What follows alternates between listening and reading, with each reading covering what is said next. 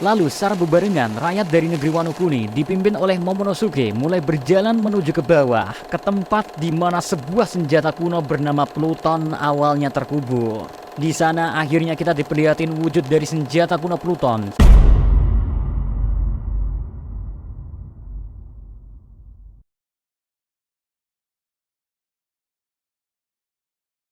Redline, Lunarian, and Enel. Sayangnya sampai part 19 ini belum ada penjelasan bagaimana atau apa yang terjadi ketika para aliansi dari Im Sama memutuskan untuk tinggal di atas Redline. Soalnya kita tahu salah satu ras yang meninggali tempat itu ialah berasal dari ras Lunarian, yang mana di sini dikonfirmasi sebagai bagian dari orang-orang yang dari bulan. Pasalnya mereka masih berasal dari keturunan yang sama, walaupun sebenarnya mereka berbeda karena bukan berasal dari keluarga utama. Makanya karena satu dan lain hal, mereka memutuskan untuk berdiam di atas Redline, dan daerah sendiri sebenarnya udah mencoba mengajak mereka kembali karena pada akhirnya mereka semua masihlah teman. Nah, bersamaan dengan sedikit penjelasan tentang asal-usul dari Lunarian, kita juga dikasih sedikit momen tentang King yang mana dia pun mulai mengerti maksud dari apa yang pernah dikatakan oleh keluarganya, tepat ketika dia masih sangat muda.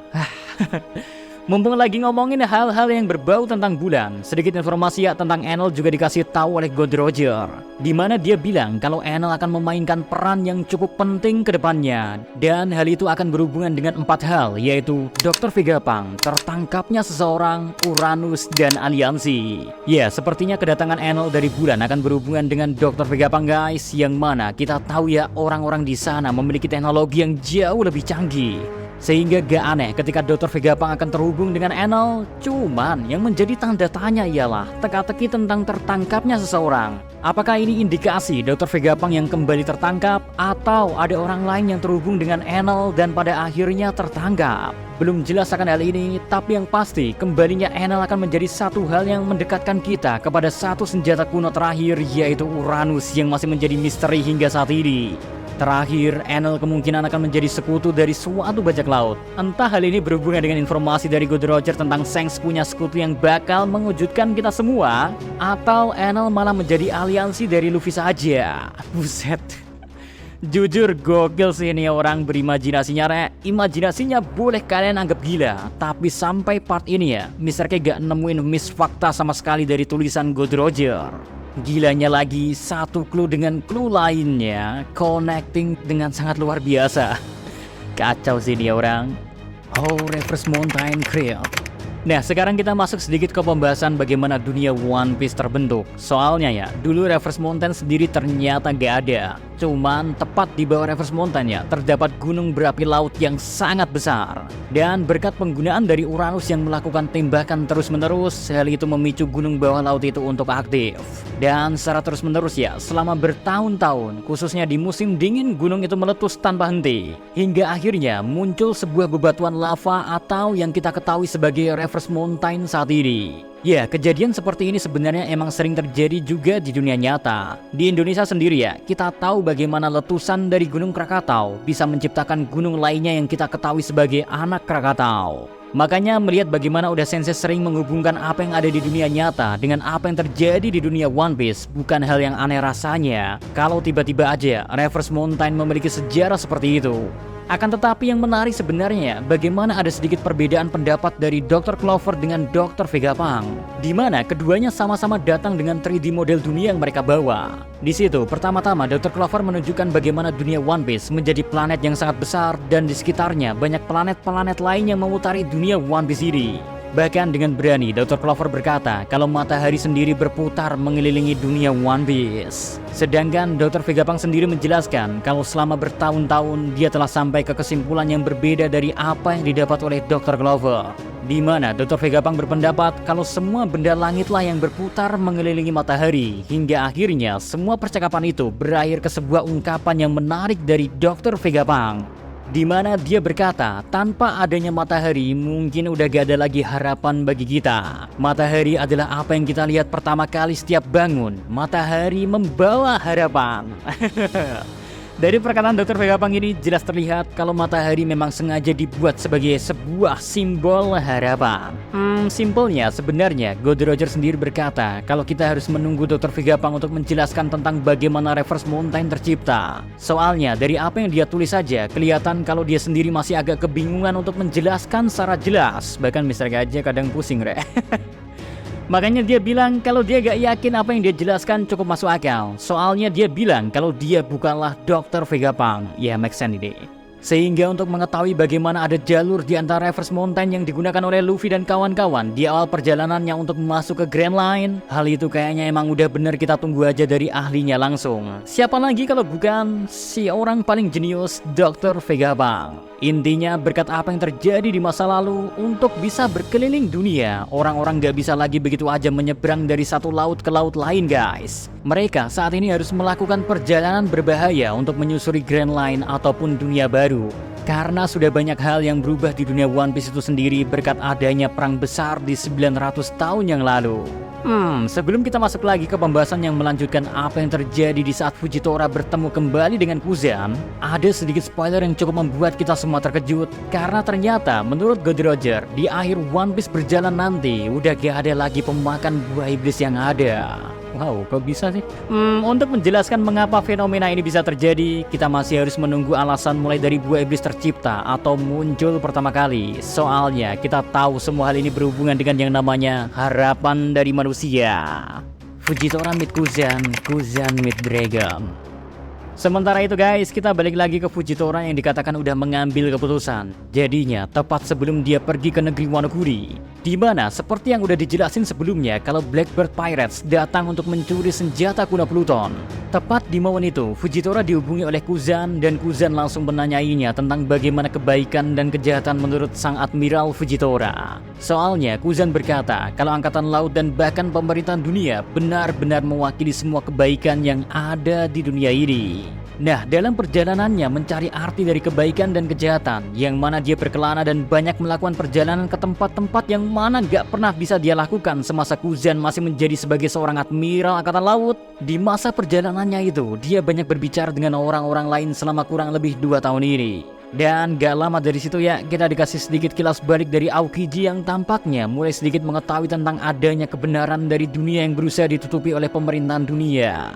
Makanya Kuzan sempat bertemu dengan Dragon dan di sana dia mempelajari beberapa hal tentang sejarah dunia. Nah, sedikit informasi mengenai tato di wajah Dragon pun dijelasin di sini guys. Di mana ternyata setiap tato di wajahnya melambangkan sebuah peristiwa penting dalam hidup Dragon. Simpelnya, setiap kotak bagian dalam melambangkan inti peristiwanya, lalu kotak bagian luar melambangkan keyakinannya untuk melindungi inti itu. Dan tato pertama yang berada di wajah Dragon melambangkan sebuah peristiwa yang terjadi di Ohara, yang mana hal itu menjadi inti atau kotak bagian dalam pada tato di wajahnya. Next, kita fokus lagi ke Kuzan yang pada akhirnya memberikan sedikit masukan kepada Fujitora. Di momen itu ya, dia berkata kalau Fujitora harus selalu mempertanyakan segala sesuatu tentang dunia. Karena seburuk-buruknya kebutaan, itu bukanlah kebutaan mata, melainkan kebutaan hati. Wow. Kata-kata yang memiliki arti sangat mendalam, apalagi untuk seorang Fujitora yang sudah mengorbankan matanya. Untung berkat kata-kata dari Kuzan itulah, sebelum Fujitora berangkat ke negeri Wano Kuri, akhirnya dia mempertanyakan alasan mengapa pemerintahan dunia melakukan segala hal untuk bisa mendapatkan Pluton. Sehingga bisa disimpulin kalau angkatan laut datang ke negeri Wano pada awalnya bukan untuk memberikan bantuan, melainkan mereka juga sama seperti Kuregi Pirates yang ingin mencuri Pluton untuk keperluannya sendiri.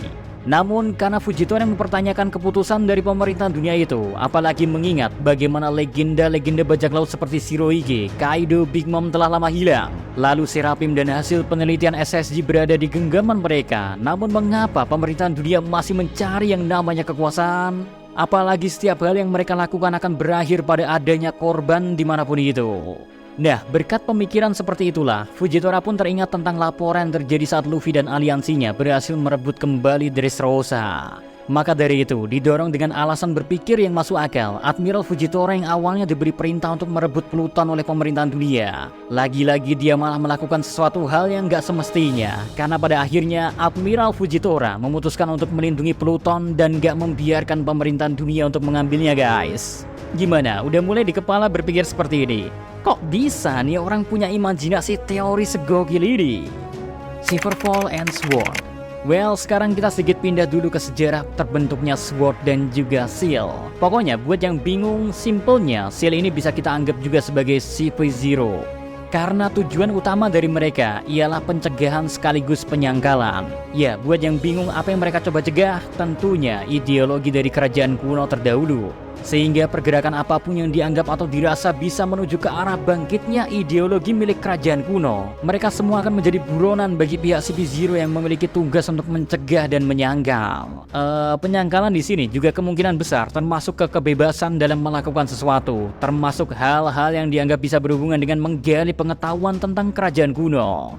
Makanya gak aneh kalau banyak larangan yang diberikan, semua hal itu tentunya atas dasar pencegahan dan penyangkalan. Nah, selain tujuan utama dari CP0, mereka juga memiliki alasan lain sehingga harus dibentuk, yaitu melayani sebagai sistem peringatan dini dan menghilangkan semua potensi berbahaya, termasuk orang-orang yang dianggap akan menjadi ancaman bagi pemerintahan dunia ke depannya. Terus gak cuman itu aja ya, CP0 juga memiliki peran sebagai pengamat sekaligus pelapor, khususnya ketika perang besar sedang terjadi dan memicu pergeseran yang sangat besar, kayak misalnya aja ya, perang di Dressrosa ataupun perang di negeri Wonogiri.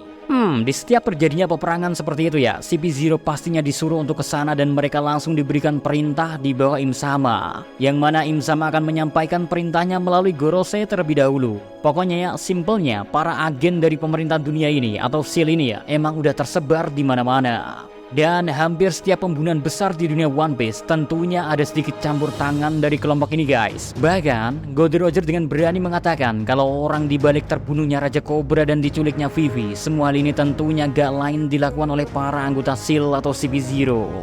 Terus nilai yang dipegang atau ditanamkan kepada anggota SEAL ini ya ialah keadilan mutlak atau absolute justice dan pembalasan cepat di segala lini. Makanya bisa kita bayangkan kalau orang-orang ini memiliki atau memegang cara pandang keadilan yang bakal sama dengan Sakazuki. Sementara itu, SWORD dibuat setelah kemunculan SEAL. Faksi ini dibuat sengaja untuk menjadi faksi yang lebih agresif jika dibandingkan dengan SEAL. Makanya permusuhan di antara keduanya sebenarnya hanya ada pada persaingan kedua belah pihak saja, di mana kedua faksi sama-sama saling unjuk prestasi dan ingin memperlihatkan kalau faksi lainnya gak berguna dan cuman mubazir dibuat saja. Perbedaan terbesar dari kedua faksi ini ya ada pada cara perekrutannya, di mana anggota SWORD hanya berasal dari rujukan saja. Kayak misalnya aja Sengoku yang memilih Drake, lalu Drake memilih Kobe, dan lanjut ke Kobe memilih Helmeppo. Pokoknya simpelnya ya seperti itulah rantai yang tercipta pada terbentuknya faksi SWORD ini guys. Sedangkan untuk faksi SEAL semuanya adalah orang-orang yang ditunjuk atau dipilih langsung oleh Akainu maupun Gorose. Makanya gak aneh kalau cara pandang yang terbentuk dari faksi SEAL rata-rata hampir mirip dengan Akainu yang menganut keadilan mutlak. Terus di sisi lain, kalau dilihat dari orang-orang direkomendasikan pada faksi SWORD, bisa kita nilai kalau mereka bukanlah orang-orang yang memegang keadilan mutlak. Makanya ada sedikit perbedaan yang terlihat begitu jelas pada dua faksi besar dari Angkatan Laut ini guys. Sayang dari cara melihat keadilan doang ya, hal ini ternyata berdampak begitu besar. Soalnya para anggota SWORD bisa dikatakan mengkhianati Angkatan Laut dan pemerintahan dunia. Makanya Angkatan Laut bisa dibilang terpecah belah ke kedua faksi besar, yaitu mereka yang mengikuti cara pandang absolute justice atau keadilan yang mutlak, lalu pihak lainnya adalah mereka yang memiliki cara pandang keadilan yang berbeda. Simpelnya hal ini bisa kita lihat mulai dari Kuzen memutuskan untuk meninggalkan Angkatan Laut dan dia yang sebenarnya gak menyukai pertarungan ataupun jabatan aja. Aokiji sampai rela untuk bertarung dengan Akainu, yang mana hal ini menunjukkan sebegitu gak sukanya orang-orang yang gak memiliki keadilan mutlak, hingga daripada dipimpin oleh orang seperti itu ya, Kuzen memilih untuk meninggalkan Angkatan Laut. Sedikit keluar dari topik. Di sini ya, Goldie Roger juga ngasih informasi yang gak kalah penting, di mana ternyata kemungkinan cerita masa lalu dari Franky bakalan datang lebih cepat dari yang kita kira. Mungkin aja ini bakal dipicu saat Dr. Vegapunk nantinya naik ke atas Sanigo, di mana akhirnya kita bakalan tahu bagaimana masa lalu sesungguhnya dari seorang Franky ini guys. Stop right here if you don't like spoiler. Big, very big, yes. Spoiler selanjutnya mungkin bakal jadi salah satu spoiler terbesar dan merusak kenikmatan seseorang dalam mengikuti One Piece. Makanya kalau kalian gak suka sama sekali sama yang namanya spoiler dan gak mau apa yang kalian dengar nantinya bakal ngurangin rasa suka kalian ke One Piece, Mulai dari menit ini, Mister K saranin buat skip videonya. Istilahnya emang Jawa ya, mandek kocok, mandek rasa ngerokok-ngerokok ceru-ceru meneh. Soalnya kalau sekali aja kalian udah denger, mungkin kalian bakal jadi gak penasaran lagi sama nasib dari orang ini. Cuman kalau kalian gak keberatan sama yang namanya spoiler, lagian spoiler ini juga belum tentu bener, Mister K bakal jelasin sebisa mungkin tentang salah satu kilas balik yang berhubungan dengan akhir dari karakter ini. Oke? Gimana? Stop, kalau kalian nggak suka stop aja. Mister K hitung sampai 3, 3, 2, 1. Oke, berarti kalian setuju ya? Lanjut. The Man Who Don't Trust God. Yap, sesuai tagline, orang yang nggak percaya Tuhan. Ceritanya, ada satu karakter yang diperlihatkan lahir 55 tahun yang lalu di North Blue. Seorang anak yang lahir di negara yang sedang mengalami peperangan. Sehingga dampaknya negeri mereka dilanda kemiskinan. Entah itu dari sumber daya, keuangan, bahkan ke militer negeri itu sendiri. Tapi apa yang membuat nasib dari anak kecil ini lebih sengsara adalah bagaimana ayah dari sang anak ini meninggal sehari sebelum dia bisa dilahirkan. Ya, pada akhirnya sang anak hanya lahir dan tumbuh dibesarkan oleh ibunya seorang. Walaupun begitu ya, sang ibu mencoba memberikan semua yang dia bisa. Hingga bisa dikatakan meskipun membesarkan seorang diri, namun sang ibu gak pernah gagal untuk melakukan satu hal, yaitu mengatakan kalau dia begitu mencintai anaknya sambil meninabobokan sang anak agar dia bisa tertidur. Ya, tahun demi tahun, anak ini tentunya semakin bertumbuh dewasa. Walau gak bisa ditampik kalau anak ini tumbuh penuh akan intimidasi.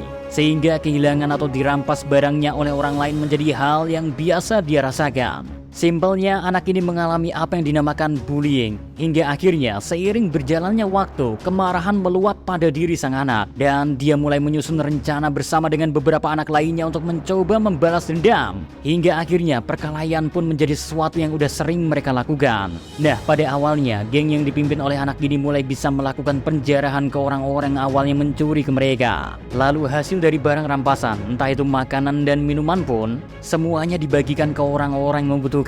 Karena sang anak percaya bahwa keadilan dan kebaikan akan selalu ada di dunia ini. Seperti bagaimana ibunya mengajarkan sekaligus meyakini hal itu. Namun bukan hidup rasanya kalau semua terasa begitu manis dan mulus. Karena orang-orang yang awalnya dipercaya oleh sang anak, mereka malah mengkhianati anak ini guys. Malahan lebih parahnya lagi, ibu dari anak ini dipukuli hingga darah melumuri sekujur tubuhnya. Dan berkat hal itu pun sang ibu hanya bisa tergeletak tak berdaya dengan sebuah boneka anjing rajutan yang awalnya ingin diberikan kepada anaknya. Namun sungguh disayangkan, boneka itu gak bisa diselesaikan dan malah tertutupi oleh darah. Melihat kondisi dari ibunya yang seperti itu, sang anak hanya bisa membawa ibunya ke tempat tidur dan mencoba memperlakukannya sebaik mungkin seperti halnya dia diperlakukan oleh ibunya sejak kecil. Hingga akhirnya ibu dari anak ini perlahan-lahan memasuki tidur yang abadi. Sejak saat itulah dia gak pernah percaya lagi sama yang namanya kebaikan orang lain. Yang ada ya, semua orang hanya mementingkan kepentingannya sendiri saja. Makanya dia bersumpah akan keadilan mutlak untuk melenyapkan semua potensi percikan kejahatan seperti apapun itu. Gak peduli seberapa kecil percikan itu, lebih baik membunuh 100 orang tak bersalah daripada membiarkan satu orang jahat lolos dan hidup. Momen ini pada akhirnya dihubungkan ke momen di masa sekarang di mana terlihat seseorang berkata, mungkin semuanya terjadi karena suatu alasan. Dan sepertinya Tuhan benar-benar ada. Orang yang mengatakan itu lebih dikenal sebagai Laksamana Armada Angkatan Laut, Sang Anjing Merah, Sakazuki. Akainu telah meninggal dunia. Ya, di salah satu perang terakhir nantinya, menurut Goldie Roger sendiri, bersamaan dengan diungkapkannya kilas balik dari Akainu, dia pun akan berakhir pada kematiannya, meski belum tahu siapa orang yang bakal mengakhiri hidup dari pemimpin tertinggi di Angkatan Laut saat ini.